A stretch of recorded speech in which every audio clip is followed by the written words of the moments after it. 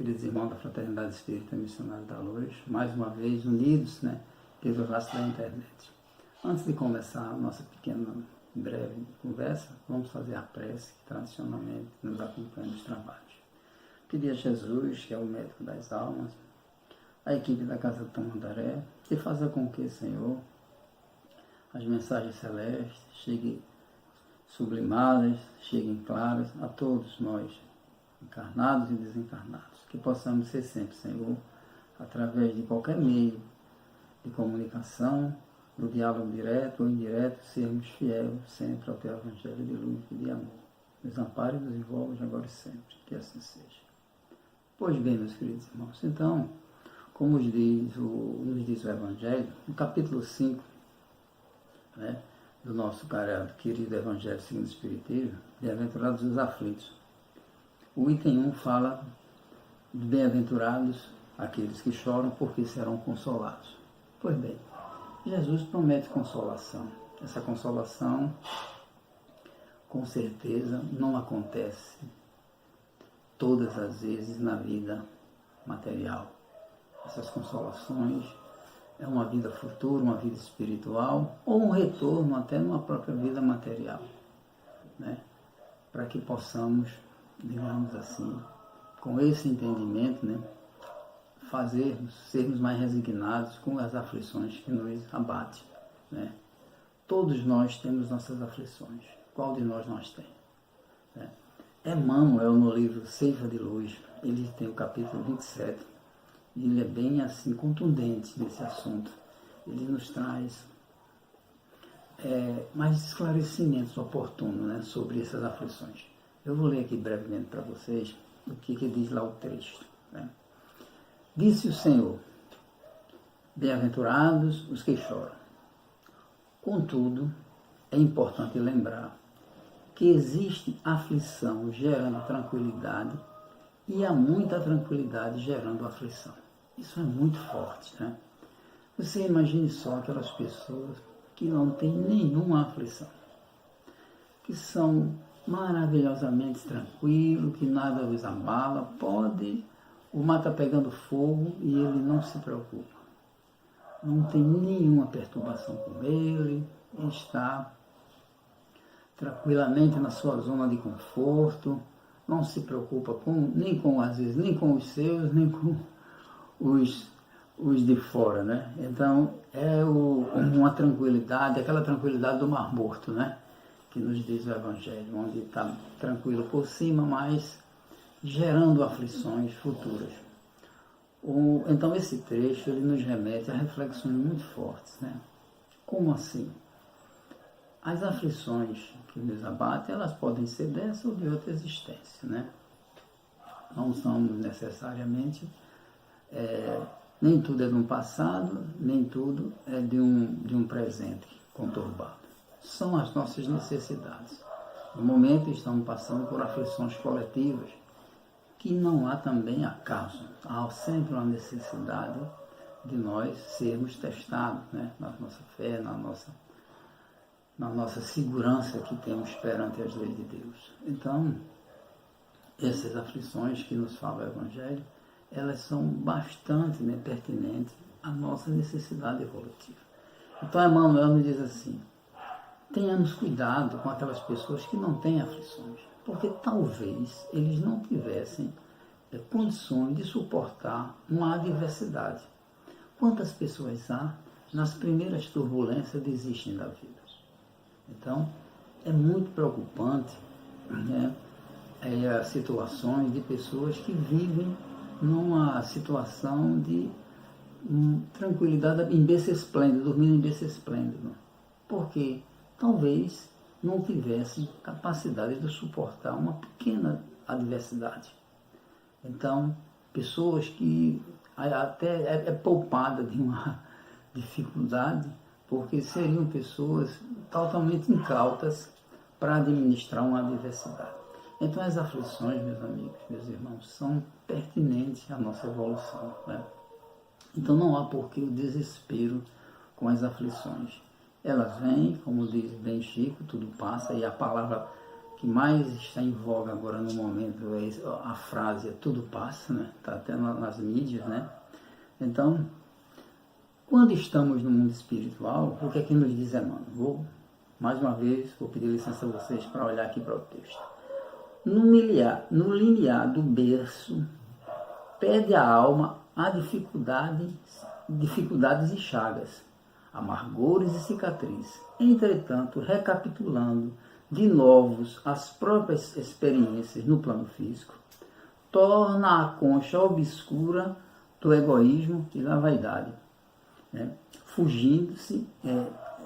Refugiando-se na mentira e na delinquência. Então, o que quer dizer isso? Quando nós estamos no mundo espiritual, pedimos provas difíceis, né?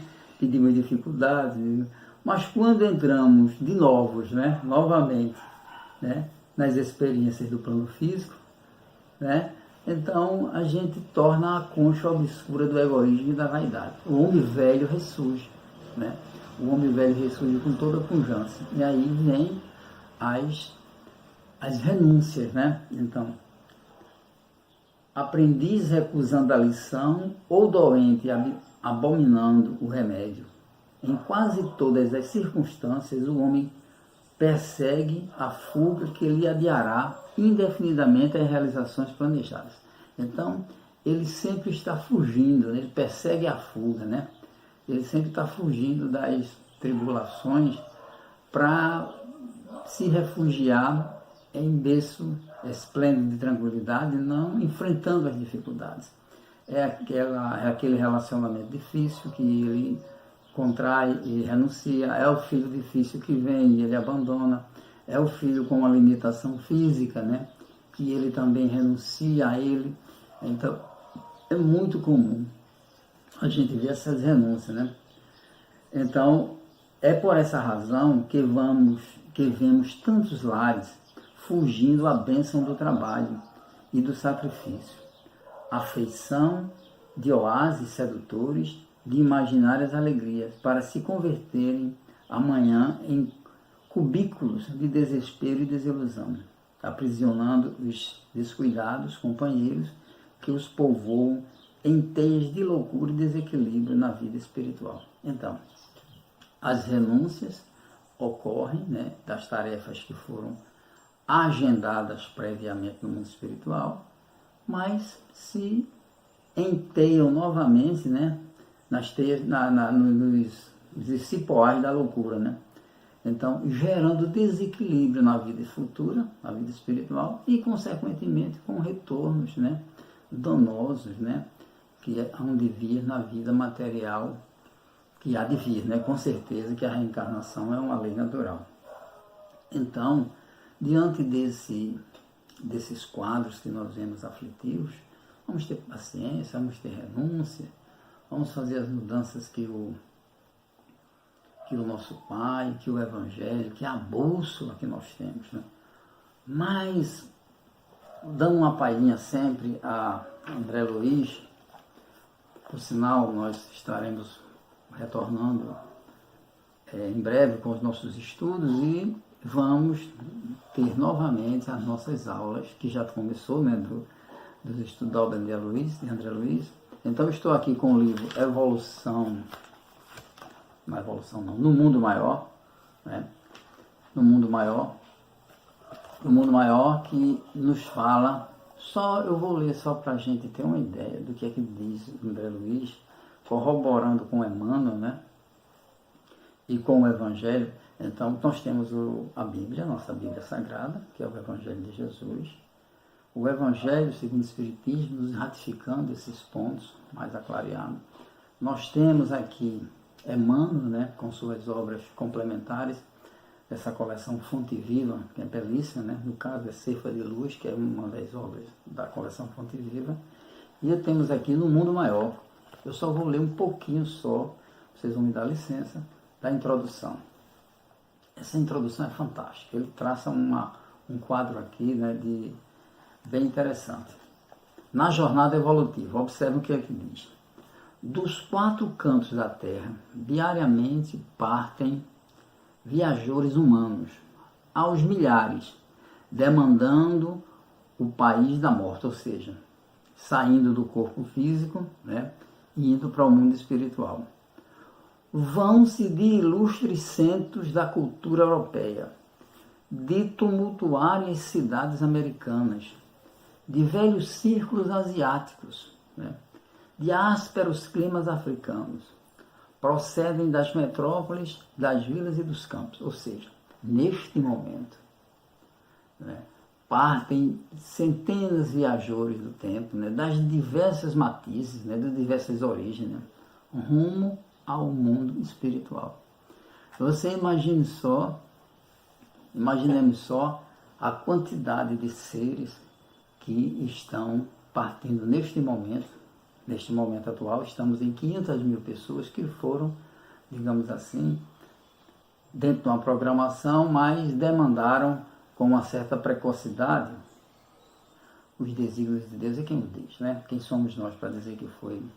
Mas na nossa estreita visão nós dizemos, foi precocemente, foi jovem e tal. Mas enfim, mas todo dia, né, como ele diz, parte dos 4 cantos da terra, diariamente, viajores humanos, ou seja, espíritos que deixam a matéria, né, e vão para o mundo espiritual. Aí vem aqui, vem aqui mais. Eles saem, né, da vida, do mare magno, né, ou seja, do mundo de facilidades da matéria, né, e partem para o mundo espiritual, né. Muitas vezes acomodaram-se com os vícios de toda sorte, demorando voluntariamente nos trilhos da insensatez. Então, Emmanuel nos fala que muitos de nós que saímos do corpo, né, saímos sem nenhuma preparação. Se filiados a escolas religiosas, raros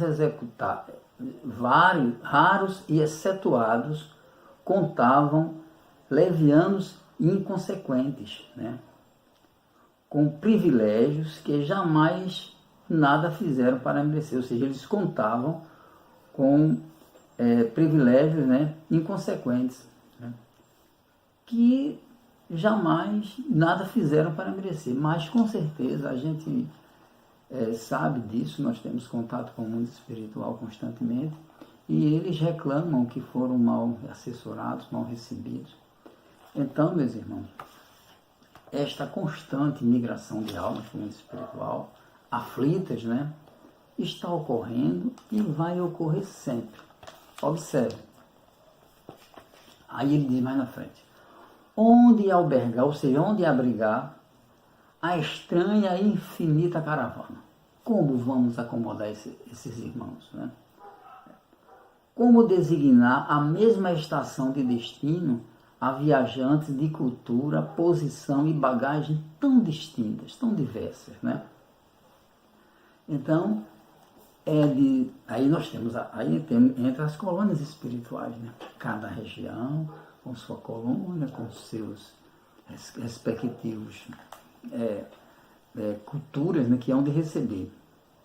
Mas, ele diz, perante a Suprema Justiça, o malgache, ou seja, aquele lá do país bem distante, né, de Madagascar, e o inglês, fluem dos mesmos direitos.